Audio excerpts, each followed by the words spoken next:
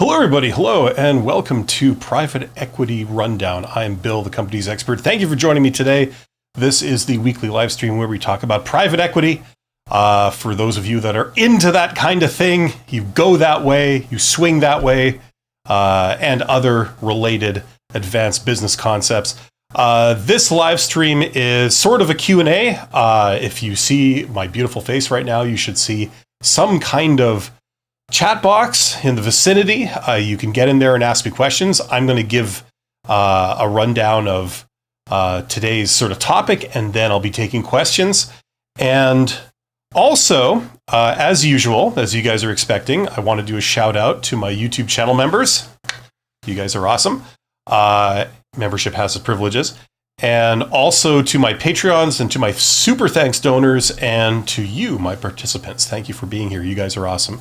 If you want to learn a little bit more about private equity, which is, for people that are here for the first time, businesses buying businesses, right? That's what this is about. It's about essentially flipping businesses. I don't like to use that term because I think that it should enhance businesses, but it is the easiest way to explain it to people. So that's what we're here to talk about. And the topic today, the title of this episode is Post-Acquisition Improvements. This is episode number 14. We have been going through, in the last several episodes, the 7 steps that private equity consists of. And we've been doing 1 step per episode. Okay, so we started out with target identification. That was 1 episode. Then we talked about due diligence. That was another episode. We talked about valuation. That was yet another episode. We talked about negotiation. That was an episode. We talked about acquisition. And we talked about that last week. And I was thinking of doing another episode on acquisition, but I decided against it. We'll just proceed full bore. And that brings us today to post-acquisition improvements. This is my favorite topic within private equity. This is what I find fascinating. I'm not at heart a money guy, a finance guy. I'm instead an operations guy. I come into businesses and I fix them and I enhance them and take them to the next level with all kinds of growth strategies. That's my core competency. So that's what we're finally going to get to talking about today. And then the final step that we're going to do next week is exit, selling. You exit by selling the company, and then you collect some kind of return on investment. So that's the entire process. So now that you've got the business, now that a private equity firm has bought a business, and we've done all the bureaucracy that is involved in that, now what do private equity firms do to the target firms that they buy to either make them perform better, or what do they just do in general? Even if it doesn't necessarily contribute to that goal, what do they end up doing? That's what we're going to talk about today. So without any further ado, let's jump in. Actually, one other thing, and that is that if you want to learn business, check out my course. More about that later, the $100 MBA, best bang for the buck ever. Okay, here we go. So post-acquisition improvements. Private equity firm buys the target firm, and then the private equity firm is now in charge. They are going to make changes to the target firm. Okay, if you have worked for a company that was bought by a private equity firm, this might be of interest to you. What are they going to do? What's the game plan here? Okay, their purpose is to maximize the value of, as my computer goes haywire here, whatever the hell that was, to maximize the value after acquisition. That's the whole point of this. Okay.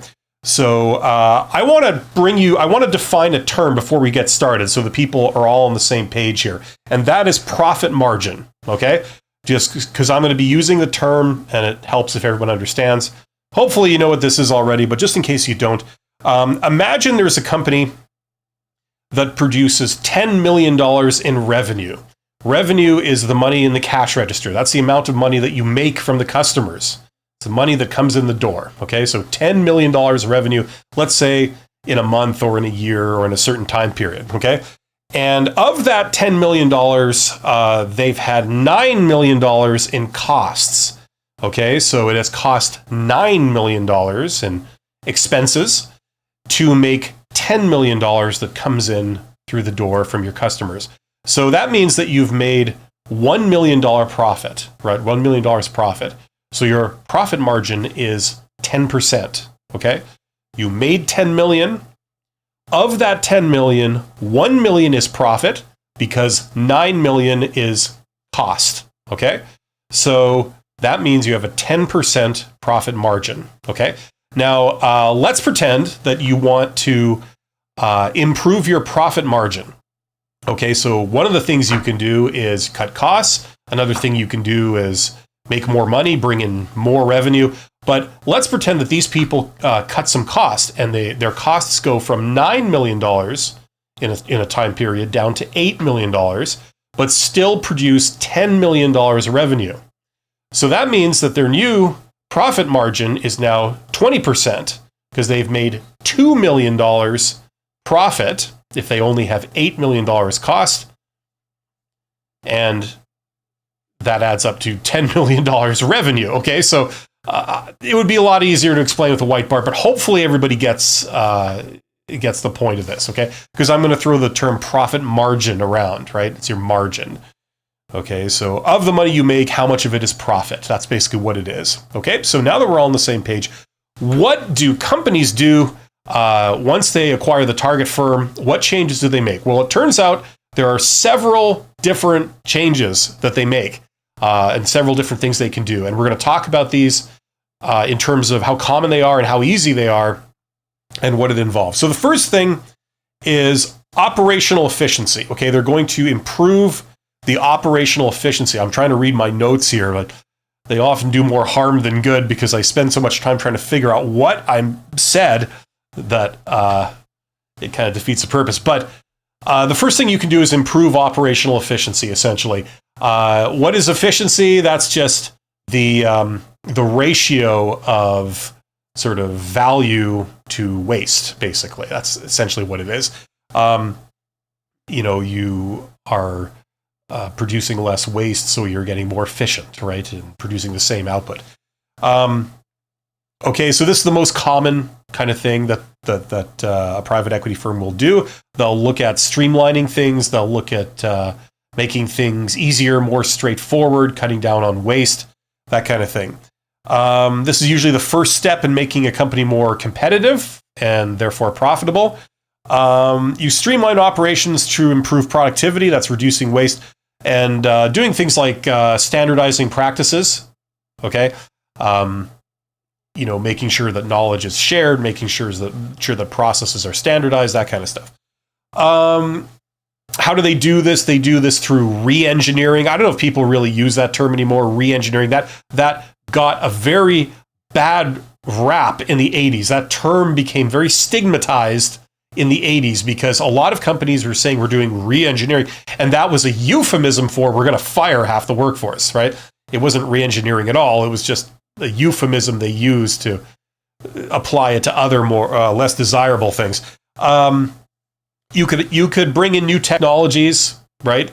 And when I'm referring to it here, I'm talking about just simple, straightforward little things here and there, not like a major overhaul of the organization's technology, just little enhancements here and there, okay? And you could optimize supply chains and things like this, make things a little bit more efficient. So this all comes under the umbrella of optimizing efficiency or operational efficiency, improving it.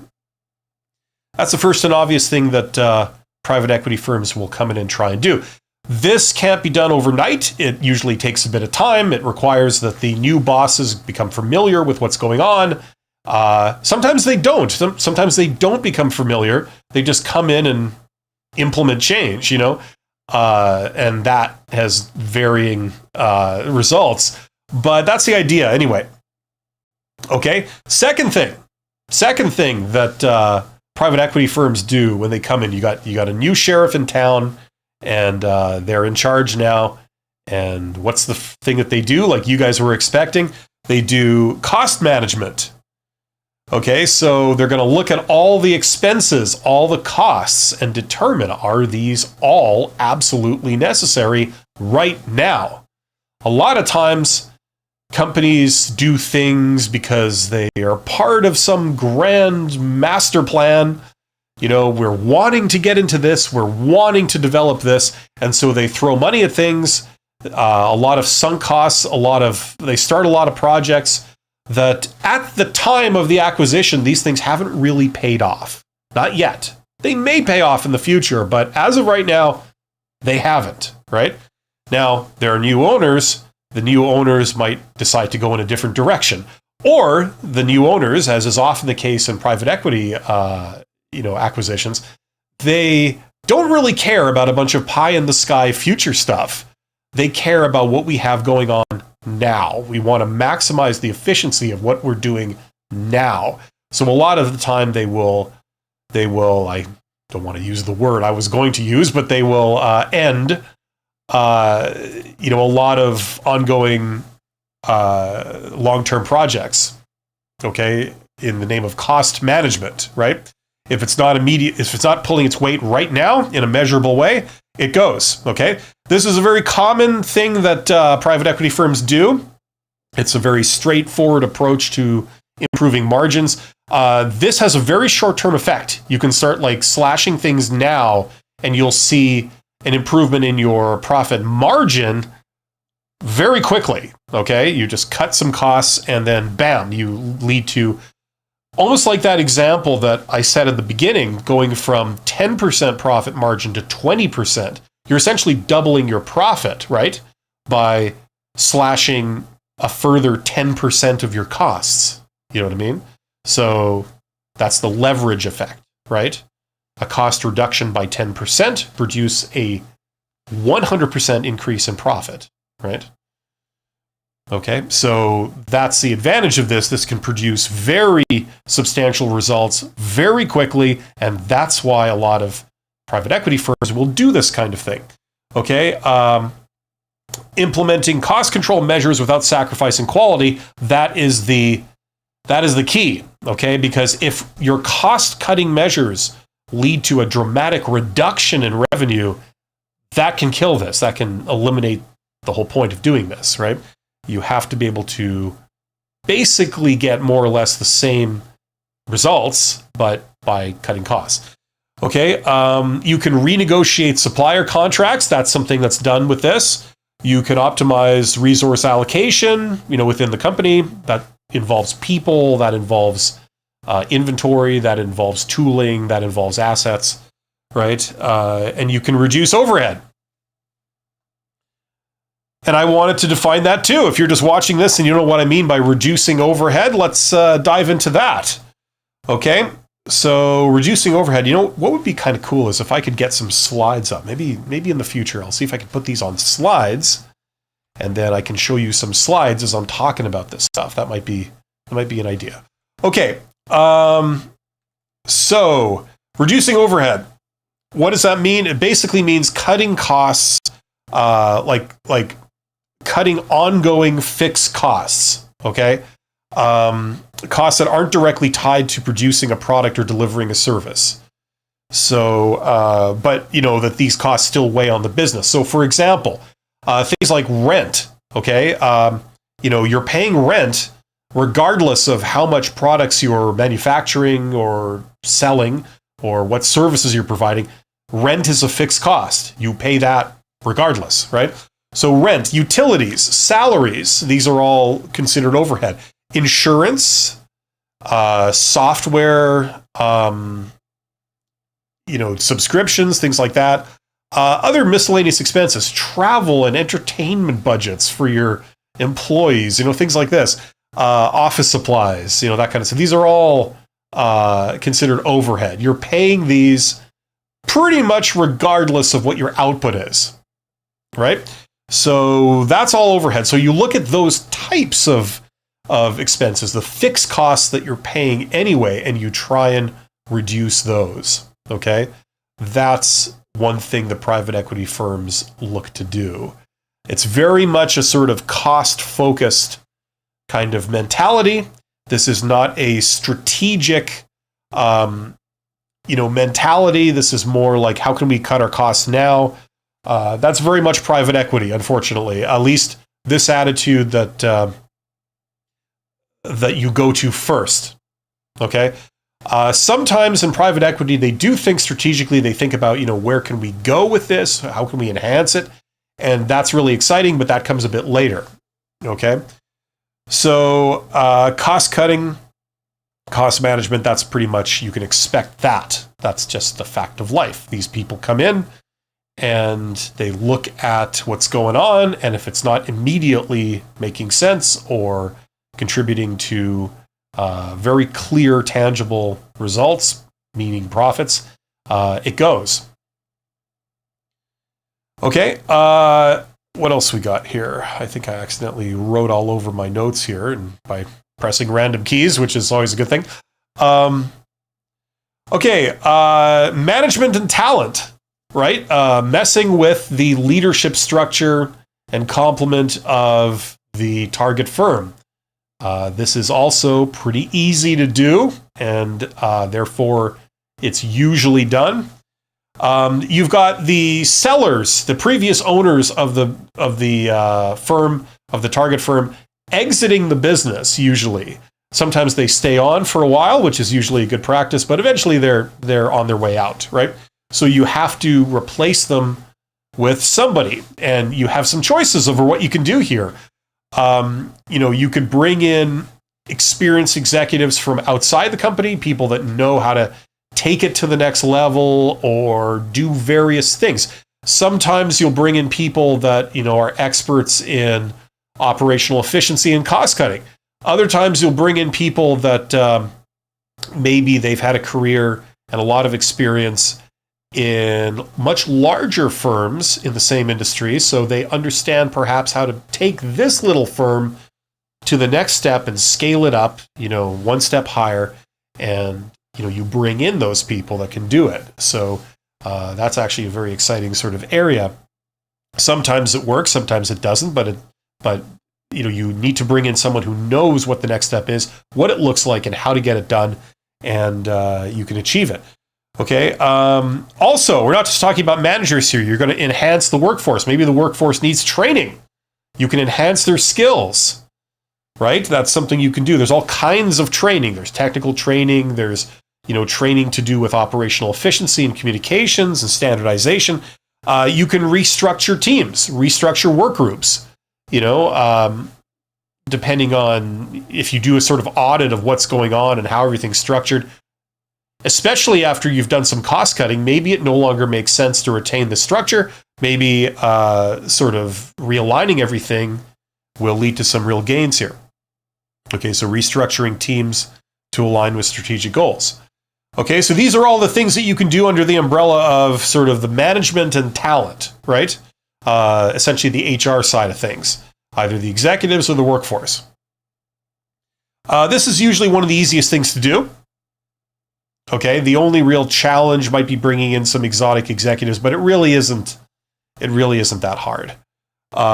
You can do this. Sometimes there's a bit of a lead time, but I just get the vibe that in this industry, nobody really cares too much about that. They'll come in, they'll make changes, and they won't really do too much of that sort of acclimatization period where they learn about what's been going on here and why. They come in with the mandate that they're going to make changes in a very short time period, get certain people in place, get a restructuring done, and they're very much in the mode of building a new organization rather than getting to learn about the existing one. Okay, so that's something that's rather common because it's easy to do. Okay, and then the last thing that's relatively easy and relatively common is revenue growth. So we've talked about the cost side of things, doing cost cutting, looking at operational efficiencies. And the reason they're doing operational efficiencies is, in at least my sort of opinion of this, based on what I've seen, is that it's more to do with sort of the cost side of things rather than the enhancing capabilities side of things. Okay?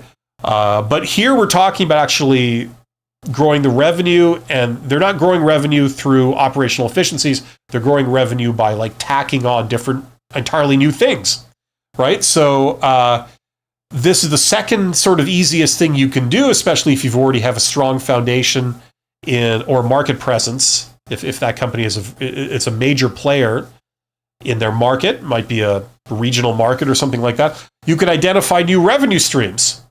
Okay, so just by looking at what's going on, there may be some opportunities there to add revenue streams to your existing business operations, selling to your existing customers with the product and service mix that you have. Okay, that's one thing. You can identify new markets. Okay, an obvious thing here would be new geographic regions, this kind of thing. You can enhance your marketing efforts. Maybe the company, it's doing, some traditional marketing stuff, but maybe they're not tapping a lot of common, newer, better ways of marketing. Okay, sometimes we find that. Not always, but sometimes.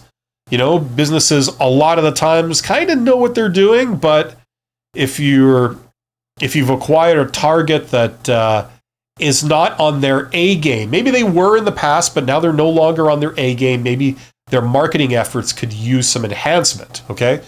You could do things like product diversification. You have certain capabilities, certain expertise. Maybe it's a very small jump to manufacture similar products that have an entirely different market, or provide services that are very similar but have an entirely different market. So there might be some potential there. So it's about looking at all these things. This takes sort of some business expertise. It also takes industry expertise. So being able to bring in people from different industries that you could say, we have the capability of serving that industry here, but we're not in the business of serving that industry with our talent pool here and our tradition. Maybe we could bring someone in here that understands that industry or that market, and we could map a path for us to be able to service that too and add on some revenue streams. So there's some options here for revenue growth. This is kind of an exciting area. This is where it gets exciting for me. I'm not super excited about cost cutting necessarily, especially beyond basic point. But this stuff is actually pretty interesting, what you can do here. Okay, let's get into a couple more here. I've got 2 more to make a total of 6 things. So far, we've covered 4 things that private equity firms do. One is making operational efficiency gains. We talked about that. The second one was cost management, come in and essentially cost cut. The third one was management and talent, the HR component, enhancing the workforce, enhancing the executive management. And then the fourth one we mentioned just now was revenue growth. Okay, we're going to boost our revenue by getting into new areas and doing new things. Okay, I'm going to go through 2 more before we really kind of break if there's any questions. Okay, the 5th one, and this one's a bit more exotic. This one, they don't necessarily always do this. Okay, is culture and communication. So the problem is that this can be quite complex if you're dealing with a workforce. There's a lot of history there. There's a lot of talent there. It requires a deep understanding of the existing culture and the history. But you can, to a degree, you can shape organizational culture. For those of you who don't know the word culture in a business context, that just means the way things are done here. That's all that means. How people act, what are standard practices, what are standard expectations, what's required of people, what's expected of people, how they behave, how they communicate, all that kind of stuff. It's just how things are done here, right? That's what culture means in the context of business. So business culture. So business culture, you can shape it to a degree, but no single person controls it. Even the executive management committee of a company, they don't control the culture. They can certainly influence it, but ultimately what affects the behavior of everyone in the company, it's a combination of things altogether, right? I'm going to turn up the brightness of my cameras here because I guess it's cloudy outside, and so I look at my monitor and it's a lot darker than it was. Okay, how about that? Better. Do do this one. Where is it? See, I got a couple of different cameras here. I'm going to do this one here. And here we go. Okay, right. See, very, very professional level technical production that I do for myself here. Okay, so we're talking about organizational culture. You can build strong organizational culture. You can improve internal communications, okay? Getting everyone on board with the new strategic vision. So that's like a thing, getting everyone to understand what's going on, the new way that the company's being run, the new initiatives, the new goals, all that kind of stuff, and how it affects every employee. A lot of times that stuff is not communicated clearly at all. And they do a terrible job at this. Some companies even regard that as a waste of time. Well, it can be a waste of time, but also can be pretty damn amazing if you get everyone in the company to believe in what the company's trying to do, to believe that it can be done, to understand how it affects each individual and what they can do, and have them buy into it. You know, it can be done. You give people the right incentives, and you explain it to them, and you treat them right, and it's amazing what you can do. Now, is it done properly a lot of the time? No, but it can be a secret weapon. Okay? Anyway, that's one option. It's one of the more exotic things. And then the final thing we're going to talk about is another like very exotic kind of option.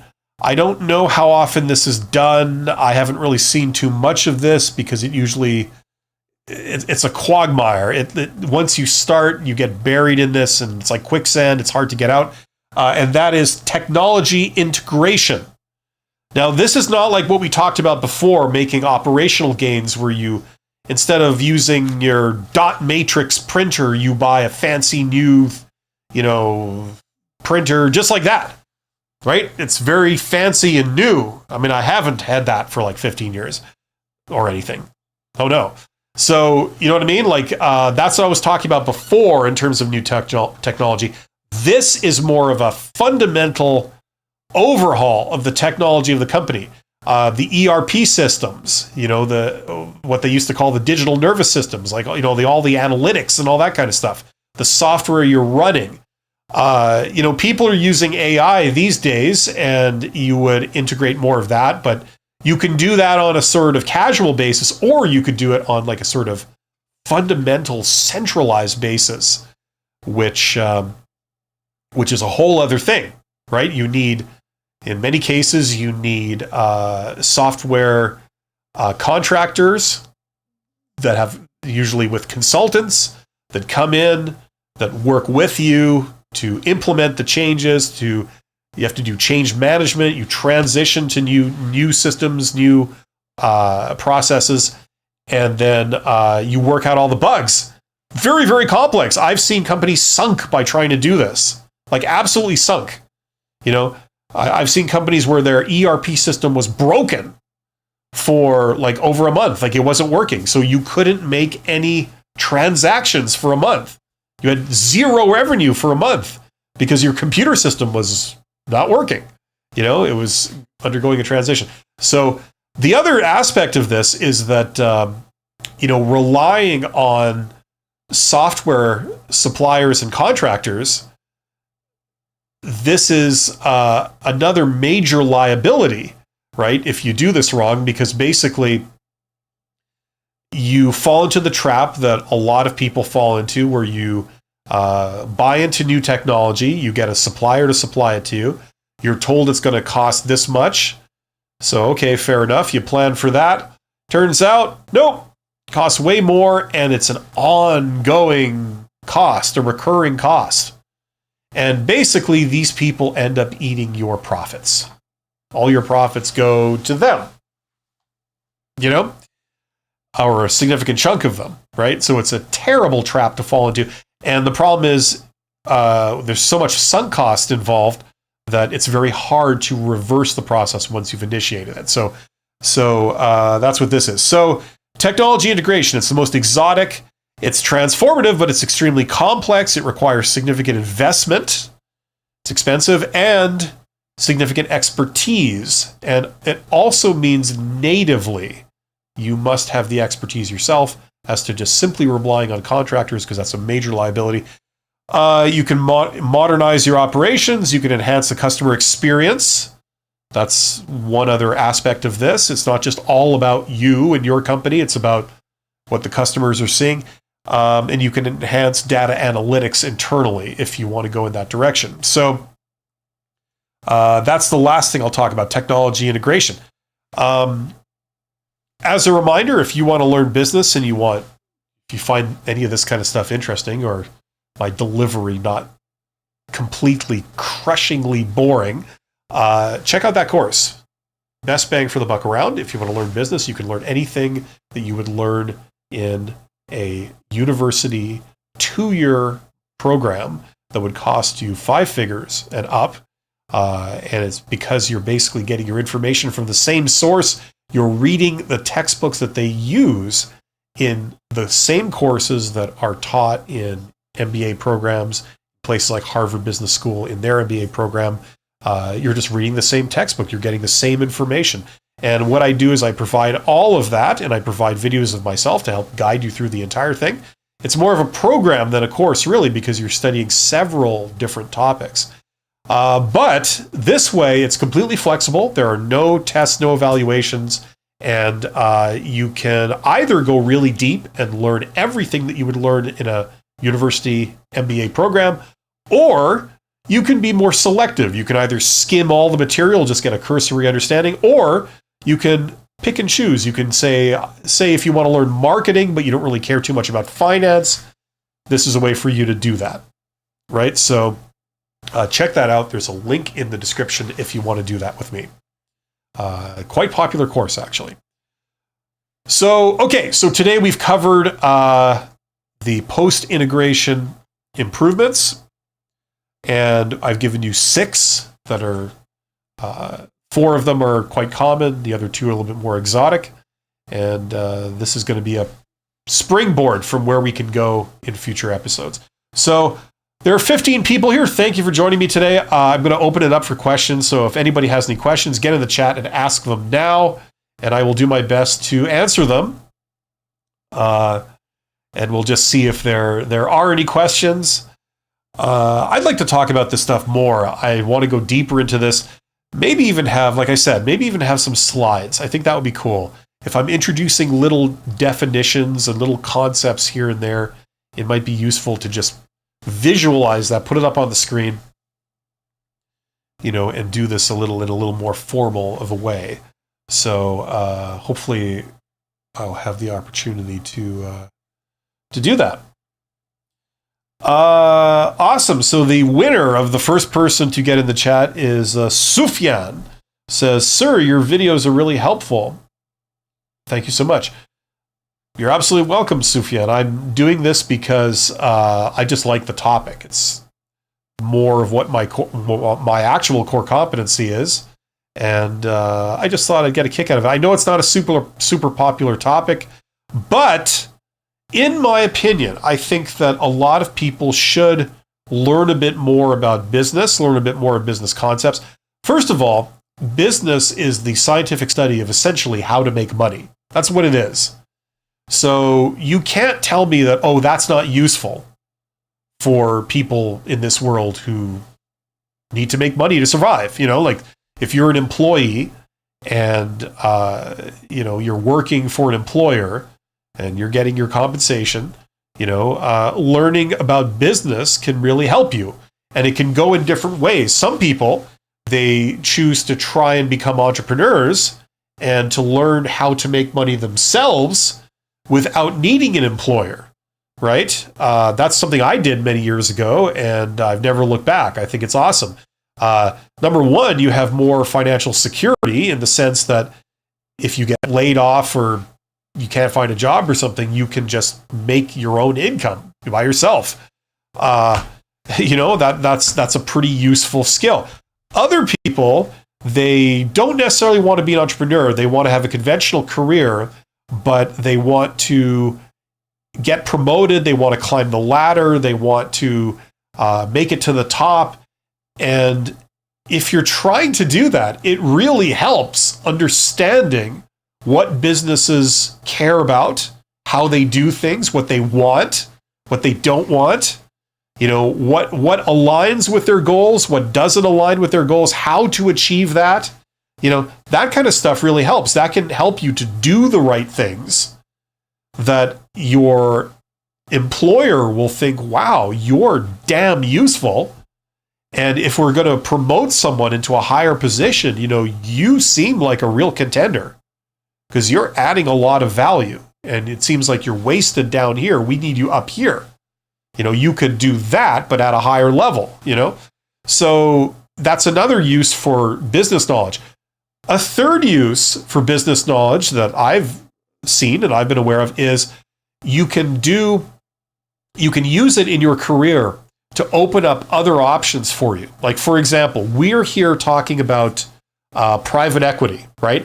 Now, they used to call private equity, the term for it used to be LBO, leverage buyout. Okay, that's what it used to be called. That name was a little bit stigmatized, even though it's a technical name that's perfectly accurate. It was a little bit stigmatized because people kept misusing it. But there's something very similar to a leverage buyout called a management buyout.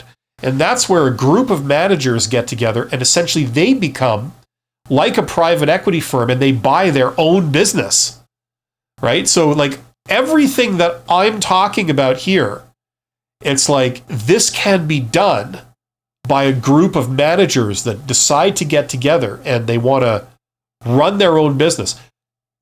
For those of you who don't know, managers are put in charge of something, but doesn't mean that they necessarily own it. Usually they don't, right? There's an owner who owns a thing, and then they usually put a manager in charge, right? So think of like hyper rich people that have like, several different houses all over the world, right?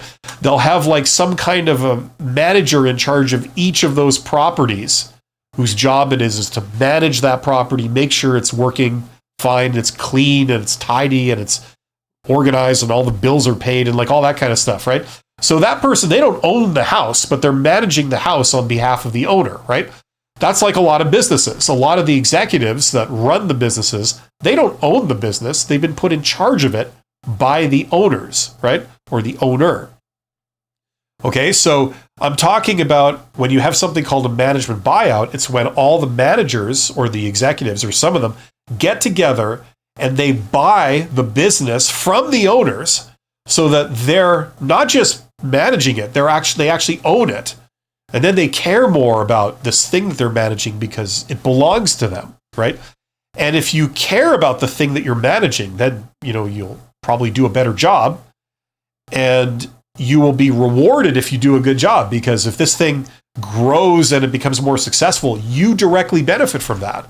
Almost like similar idea to a cooperative, where the workers sort of collectively own the business.